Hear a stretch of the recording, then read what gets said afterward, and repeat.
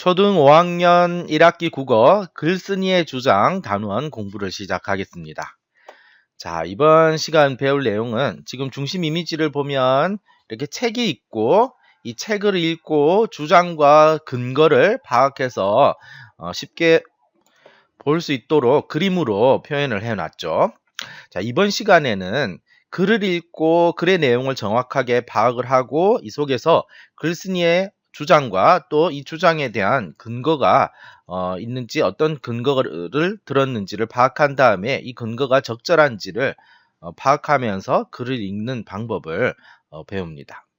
먼저 어떤 내용으로 구성되어 있는지 주가지들을 훑어볼게요.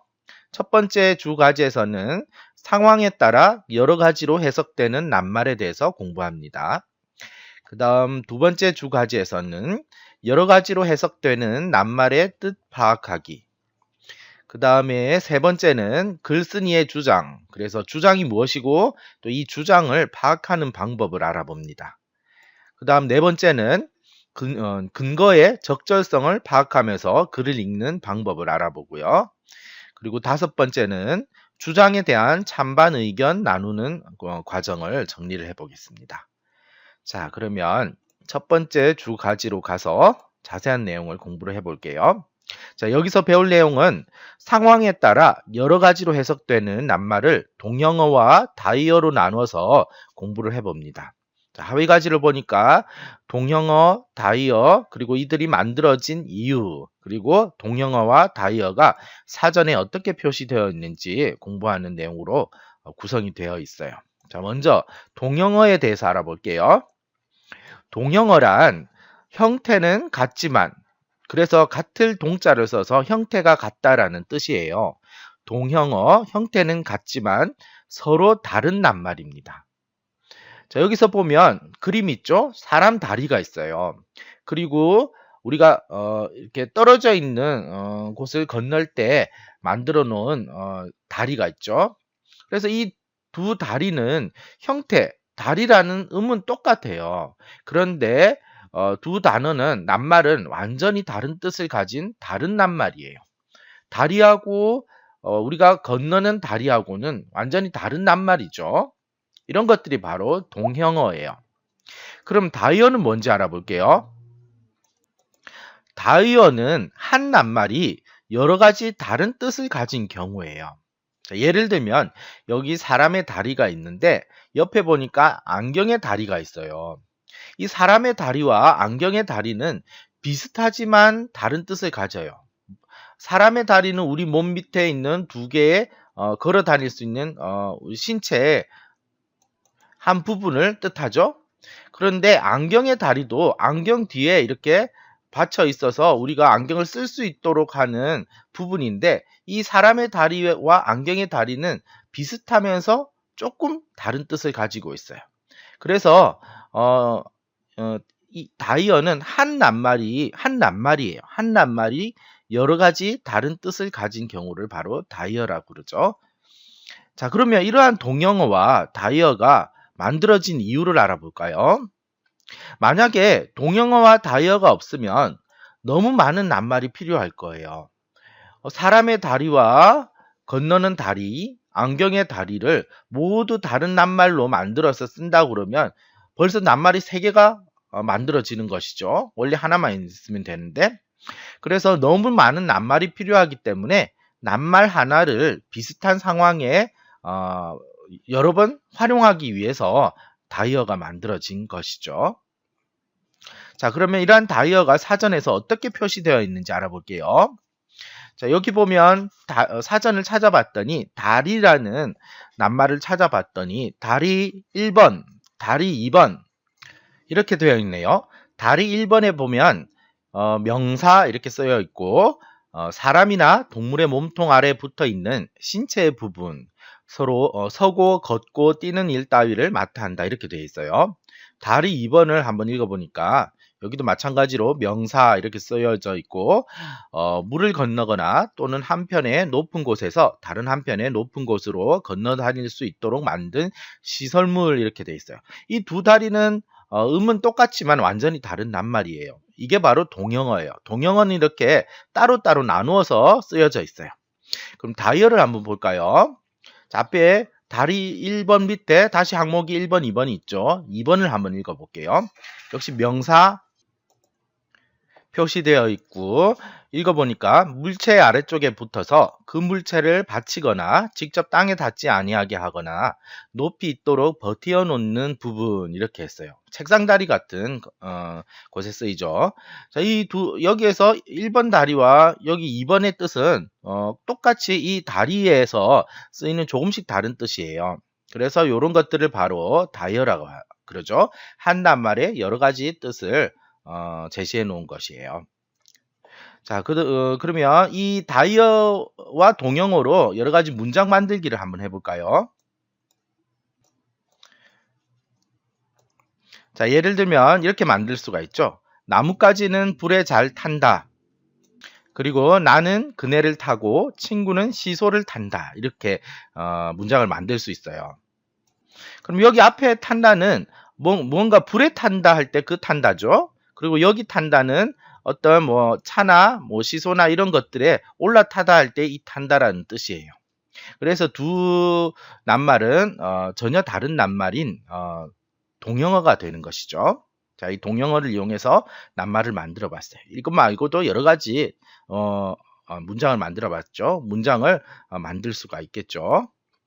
자, 다음은 두 번째 주가지로 가서 여러 가지로 해석되는 낱말의 뜻 파악하기를 공부해 볼게요. 글을 읽고 동영어와 다이어를 찾아서 어떤 뜻으로 쓰였는지 파악하는 연습을 해보겠습니다. 자, 글을 읽고 동영어와 다영어의 뜻을 파악하는 방법을 정리를 해볼게요. 먼저 글을 읽고 동영어 다이어를 찾아야겠죠. 다음 이 동영어 다이어를 대신해서 쓸 수 있는 낱말을 한번 생각해서 넣어보는 거예요. 그러면 그 낱말이 적당하다, 잘 어울린다 그러면 그 낱말이 가지는 뜻으로 이 동영어와 다이어가 쓰인 것이겠죠. 다음은 국어사전에서 그 낱말을 찾아서 여기 이렇게 찾은 다음에 이 중에 어울리는 뜻을 찾아서 문장을 이렇게 해석해 보면 되는 거죠.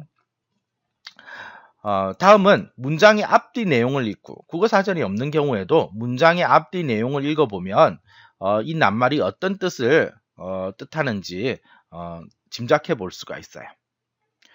자, 다음은 다이어로 낱말 그물을 한번 만들어 보는 활동을 해볼까요? 다이어는 다이어와 동의어 이런 낱말들은 한 낱말로 여러 다양한 뜻을 표현할 수 있기 때문에 우리 언어 생활을 굉장히 풍성하게 만들어 주겠죠. 그래서 이 다이어와 동영어를 잘 활용할 수 있도록 이렇게 낱말 그물 만들기 활동을 해보면 앞으로 문장을 쓰거나 여러 가지 글쓰기 활동을 할 때 많이 도움이 될 거예요. 자, 일어나다라는 낱말을 이용해서 낱말 그물을 한번 만들어 볼게요. 이런 식으로 하는 거예요. 자리에서 일어나다. 이건 이제 자리에서 앉았다가 일어나다 할 때 그 뜻이에요. 그 다음에 아침에 일어나다. 이거는 잠에서 눈을 떠서 깨어나는 것을 뜻하죠. 그 다음에 교통사고가 일어나다. 여기는 대신 쓸 수 있는 낱말을 넣어보면 발생하다라는 뜻이죠. 그 다음에 먼지가 일어나다. 이 먼지가 역시 생기다 이런 뜻으로 쓰였어요. 이렇게 일어나다의 다이어를 이용해서 여러 가지 문장을 만드는 활동을 해봤어요. 자, 그 다음 이제 세 번째 가지로 가볼게요. 세 번째 가지에서 배울 내용은 글쓴이의 주장이에요. 주장의 뜻과 글쓴이의 주장을 파악하는 방법을 배워보겠습니다. 먼저 주장이 무엇인지 알아볼까요? 주장은 글쓴이가 내세우는 생각이에요. 그럼 이 주장을 어떻게 파악하는지를 알아볼게요. 글을 읽으면서 가장 많이 쓰인 낱말을 찾으면 주장을 쉽게 찾을 수가 있어요. 자, 구체적인 방법들을 단계별로 정리를 해볼게요. 먼저 각 문단의 중심 내용을 정리를 해봐요. 중심 내용을 정리를 할 때는 먼저 각 문단의 중심 문장을 찾아서 이 중심 문장을 간단한 말로 문장으로 바꿔서 정리를 하면 바로 중심 내용을 찾을 수가 있겠죠. 이렇게 중심 내용을 찾은 다음에 글의 짜임을 생각하면서 이렇게 처음, 중간, 끝으로 이렇게 나눠서 글의 내용, 중심 내용들을 정리를 해봐요. 간략하게. 그러면 뭐 첫 번째 문단은 처음 부분이죠. 인공지능이 일으킬 위험을 막을 방법을 생각해야 함. 이런 중심 내용이에요. 그리고 중간 부분인 두 번째, 세 번째, 네 번째 문단은 바로 이 위험을 막을 방법을 왜 생각해야 되는지 그 주장에 대한 근거를 들고 있어요. 그 다음 끝 부분인 다섯 번째 문단은 이 앞에서 주장했던 내용을 한 번 더 확인하는, 강조하는 내용으로 구성되어 있죠. 인공지능의 위험을 막을 방법을 연구해야 함. 이렇게 중심 내용을 정리를 할 수가 있어요. 자, 이렇게 중심 내용을 파악한 다음에 간단하게 정리를 해보면 이 글의 전체 내용을 파악할 수가 있고, 이를 통해서 글쓴이가 어떤 주장을 하는지, 또 이 주장에 대한 어떤 근거를 제시하고 있는지를 파악을 할 수가 있어요. 글쓴이의 주장은 바로 인공지능이 일으킬 위험을 알고 이를 막을 방법을 연구해야 된다는 것이죠. 그리고 그 근거는 이 두 번째, 세 번째, 네 번째 문단에서 제시하고 있어요. 그리고 글을 읽을 때 여러 번 강조한 낱말을 찾으면 주장을 쉽게 찾을 수가 있다고 했죠. 이 글에서는 인공지능, 위험, 지배 이런 낱말들이 여러 번 쓰였어요. 이런 낱말들을 보면 글쓴이가 인공지능이 일으킬 위험을 알고 이를 막을 방법을 연구해야 한다라는 주장을 보다 쉽게 찾을 수가 있겠죠. 그리고 또 하나 이렇게 여러 번 강조되는 낱말을 찾는 방법도 있고, 주장하는 표현을 주의 깊게 읽으면 돼요. 주장할 때는 주로 이런 표현을 쓰죠. 무엇 하자, 무엇 해야 한다. 여기서도 보면 방법을 연구해야 한다. 이런 표현이 쓰였어요. 그리고 마지막으로 글의 제목을 살피는 것도 아주 많은 도움이 돼요. 제목이 인공지능 개발에 따른 위험이라고 그러면 바로 이 위험을 어떻게 해야 되겠죠? 당연히 위험을 대비하기 위해서 막을 방법을 연구해야 된다. 이런 내용들이 뒤따라올 것을 짐작할 수가 있겠죠. 자, 이렇게 글쓴이의 주장을 파악하는 방법을 단계별로 알아봤어요. 자, 다음은 네 번째 주 가지로 가서 근거의 적절성 파악하면서 글을 읽기를 정리를 해볼게요. 주장하는 글을 쓸 때 가장 중요한 것은 이 주장에 대한 설득력을 높이기 위해서 근거를 함께 제시하는 것이에요. 이 근거의 적절성을 파악하면서 글을 읽는 것이 바로 주장하는 글을 읽을 때 가장 중요한 부분이죠. 자, 제시한 근거가 적절한지 어떻게 파악하는지 여기 정리를 해놨어요. 먼저 주장과 관련이 있는지를 파악을 해봐야 돼요. 생각을 해보고, 그 다음 이 근거가 주장을 설득력 있게 뒷받침하고 있는지, 이렇게 뒷받침하고 있는지를 파악을 하고, 또 이 근거에 알맞은 낱말을 사용을 했는지, 이 근거가 사실인지 이런 것들을 파악을 해봐야겠죠. 그럼 이렇게 근거를 파악하기 위해서는 주장하는 글 속에서 근거를 찾아야겠죠? 근거를 찾는 방법은 각 문단의 중심 내용을 찾아서 이렇게 중심 내용을 찾아서 이렇게 간략하게 정리해 본 다음에 각 부분에서 처음, 둘째, 셋째 뭐 이런 낱말이 쓰인 부분을 주의 깊게 읽어봐요. 그러면 이 근거를 들 때 첫째 무엇 때문이다, 둘째 무엇 때문이다 이렇게 쓰여 있다면 그 부분이 바로 주장에 대한 근거가 되는 것이죠. 자, 이렇게 해서 근거를 찾으면 돼요.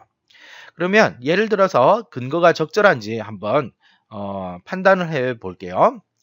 자, 만약에 주장이 교실이나 복도에서 큰 소리로 떠들지 말자, 이게 바로 주장이에요. 그리고 여기에 대한 근거로 이렇게 1, 2, 3, 4번을 제시를 했어요. 한번 읽어볼게요. 먼저 쓰레기를 줄일 수 있다. 이거는 이 주장에 대한 근거로 적절한가요? 큰 소리로 떠들지 말자 한 거하고 쓰레기를 줄이는 거, 쓰레기가 소리를 내는 직접적인 원인은 아니죠? 그래서 적절하지 않아요.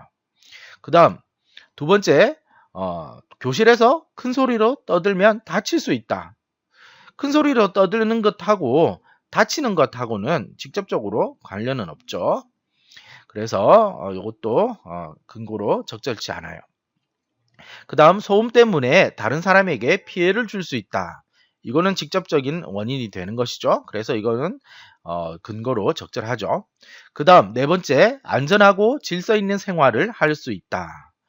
이것도 소리가 큰 소리로 떠든다고 해서 교실이 곧바로 위험해지는 것은 아니죠. 그래서 이 1, 2, 4번은 주장과 관련이 그다지 없는 근거예요. 그래서 근거로 적절하지 않고 여기서 적절한 것은 바로 소음 때문에 다른 친구들에게 피해를 줄 수 있다. 이 문장이 적절한 근거가 되는 것이죠. 자, 다음은 다섯 번째 마지막 가지로 가서 여기서 배울 내용은 주장에 대한 찬반 의견 나누기예요. 글을 읽고 주제를 파악한 다음 자신의 의견을 정해서 짜임새 있는 글로 써보는 활동을 정리를 했어요. 자, 여기 보면 첫 번째 단계에서는 글을 읽고 주장과 근거를 찾아야겠죠. 이 글에서 어떤 주장이 있고 어떤 근거가 있는지 앞부분에 배운 내용으로 찾으면 돼요. 자, 찾아서 이렇게 정리를 해보세요. 중심 내용을. 그 다음에는 이 주장과 근거를 읽고 이 주장에 대한 찬성과 반대 의견을 정해요. 다음은 그리고 찬성과 반대 의견을 정한 다음에는 왜 그렇게 생각했는지 근거도 찾아놔야겠죠. 그래서 자신의 입장에 대해 근거를 찾아서 의견을 나누는데 이렇게 다른 친구들과 찬성과 반대 의견을 서로 얘기를 하고 또 그 주장에 대한 근거를 얘기를 해보면 자신의 의견과 근거가 적절한지 점검을 할 수 있어요. 혼자만 생각해 보면 이거 자신만의 생각이니까 이게 적절한지 객관적으로 파악을 할 수 없을 수가 있죠. 하지만 친구들과 얘기를 해보면 적절한지 객관적으로 파악을 할 수가 있게 되는 것이죠. 그리고 또 자신의 의견이 어떤 점에서 더 좋은지 또는 추가해야 될 부분은 없는지 고쳐야 할 부분은 없는지를 또 더 생각을 해볼 수 있는 장점이 있어요. 그래서 자신의 입장에 대해 의견을 나눠보고 그리고 이 의견을 글로 쓰기 위한 내용을 마련해봐요. 이렇게 내용을 마련할 때는 글을 쓰기 위한 짜임새를 갖춰가지고 중심 내용을 간략하게 적어보는 것이죠. 그래서 학교 안에서 스마트폰 사용이 필요한가라는 주장에 대해서 주장이 만약에 찬성이기다 하면 찬성은 법으로 금지해야 된다 이런 의견이 되겠죠. 이 의견에 대한 근거를 이렇게 몇 가지 자기가 생각해 본 것들을 적어 놓고 그 다음에 이 내용을 바탕으로 해서 글을 쓰면 되는 것이죠. 글을 쓸 때는 주장과 의견이 잘 드러나게 짜임새 있게 쓰도록 하고 주장하는 말을 쓸 때는 아까 조금 전에 배운 뭐뭐 하자, 뭐뭐 해야 한다 이런 표현을 쓰고 근거를 제시할 때는 일목요연하게 잘 파악할 수 있도록 첫째, 둘째 이런 말을 앞에 붙여가지고 순서를 나타내는 말을 붙여서 쓰면 좋겠죠. 자, 이렇게 해서 마지막 다섯 번째 가지까지 모두 공부를 했네요. 자, 이제 전체 내용을 한번 훑어보도록 할게요. 자, 이번 시간 배운 내용은 글쓴이의 주장을 파악하고 또 이 주장에 대해서 자신의 의견을 제시하고 이 의견에 대한 근거를 생각해서 글을 쓰는 과정까지 공부를 해봤어요. 자, 첫 번째 가지에서는 상황에 따라 여러 가지로 해석되는 낱말 해서 동영어와 다이어를 알아봤죠. 그리고 두 번째 가지에서는 여러 가지로 해석되는 낱말의 뜻 파악하기 위해서 뜻을 파악하는 방법, 여러 가지 방법과 또 다이어로 낱말 그물 만들기 활동을 하는 방법도 알아봤어요. 그리고 세 번째 주과지에서는 글쓴이의 주장이 무엇이고 글쓴이의 주장을 파악해서 중심 내용을 정리하는 방법 이런 내용도 공부를 했죠. 그 다음 네 번째 주과지에서는 근거의 적절성 파악하면서 글을 읽는 방법에서 제시한 근거가 적절한지 판단하는 기준과 또 근거를 찾는 방법을 알아봤어요. 그리고 마지막 가지에서는 앞에서 배운 내용을 이용해서 주장에 대한 찬반 의견 나누기 과정을 정리를 해봤죠. 글을 읽고 주장과 근거를 찾아서 찬성 반대 의견을 정해서 자신의 입장에 대해 의견을 나누고 주장에 대한 의견을 글로 쓰면 되죠. 자, 이것으로 해서 글쓴이의 주장 단원 공부를 모두 마치도록 할게요.